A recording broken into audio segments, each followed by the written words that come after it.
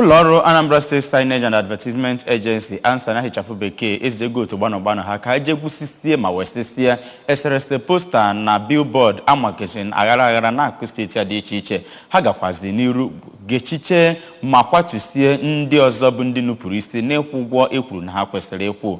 Blessing Dennis ha wee gaa ya bụ njem wee weta akụkọ ị ga-anụ ugbu a.